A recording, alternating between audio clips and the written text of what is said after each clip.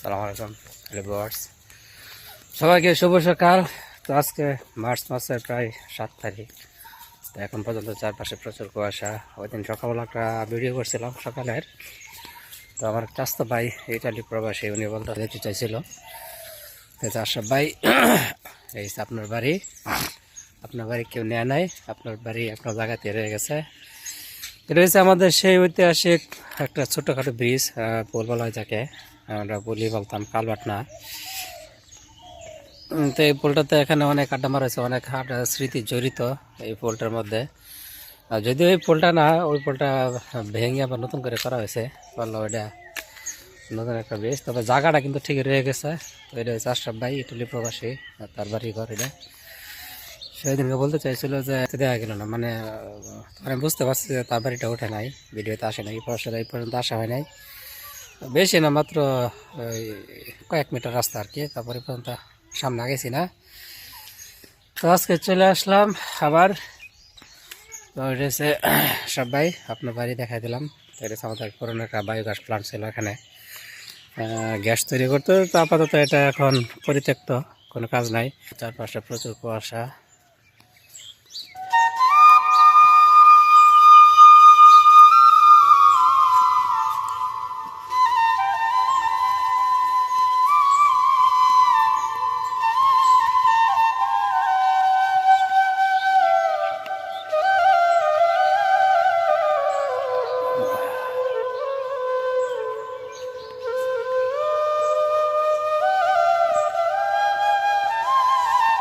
প্রচুর কুয়াশা।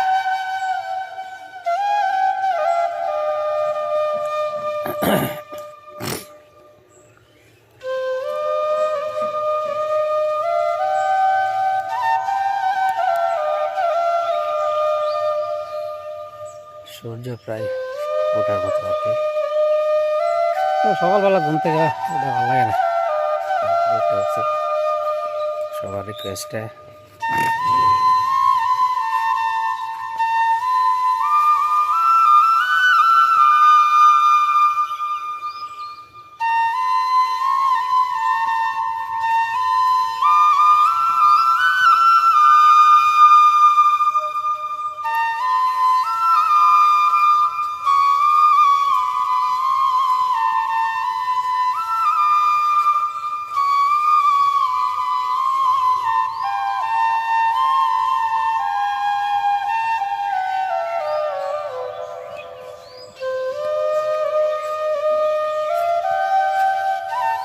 ধান ক্ষেতগুলো প্রায় ভরে হয়ে গেছে, এখন ধান বাইরে বেরোনো হইতেছে।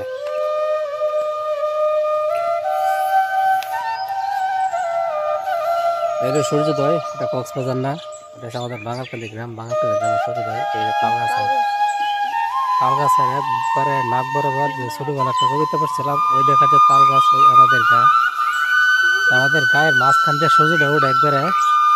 তারপর সারা পৃথিবীর মানুষের সূর্যটা আমরা বার হিসেবে দিই।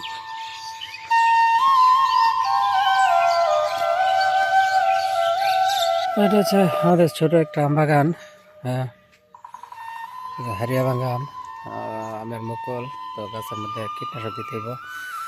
তো অনেকে বলে যে আসলে আম গাছে প্রচুর বোল আসে, কিন্তু মুকুল আসে, আম আসে, নাম টেকে না। আমরা তো কারণ হয়েছে ভাই, গাছের মধ্যে স্প্রে করা লাগে। তো গাছগুলোতে আজকে স্প্রে করতে হবে, কালকে ওষুধ আনা হয়েছে।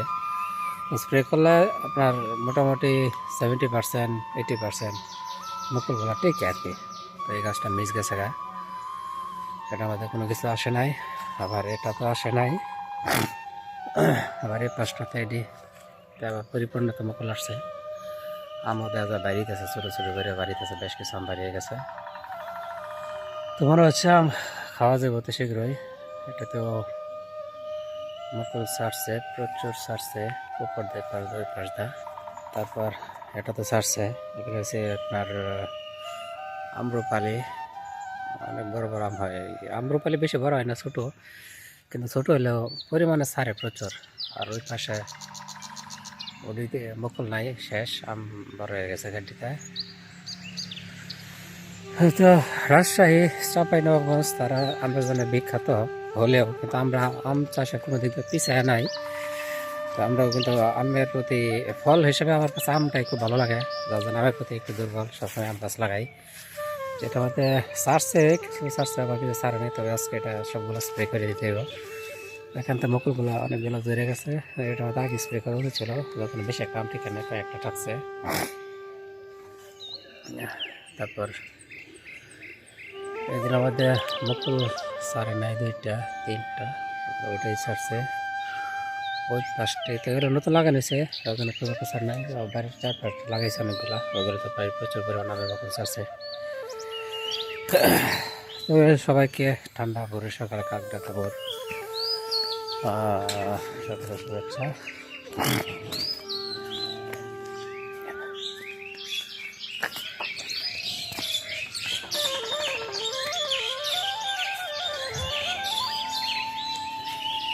মাছ দেখলে খুব যে এটা শালবনের ভিতরে ঢুকছে, গজারি বন।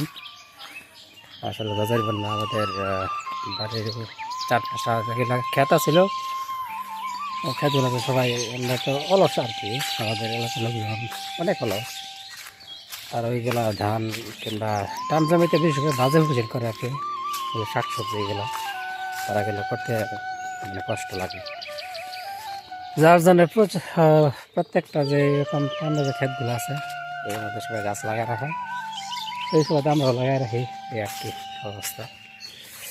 তো সবাই ভালো থাকবেন, অসংখ্য ধন্যবাদ। একদম সুন্দরবনের মতো, একদম সুন্দরবন, যেদিকে যাবেন খালি গাছপালা আর গাছপালা। এই সুন্দরবনের ভিতরে আছি, এই হলো আমার বাড়ি সামনে।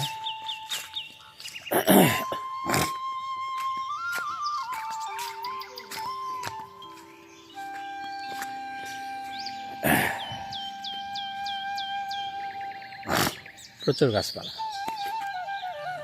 প্রচুর গাছপালা, একদম গাছপালা লাগায় বইরা থেকে দিচ্ছি সব।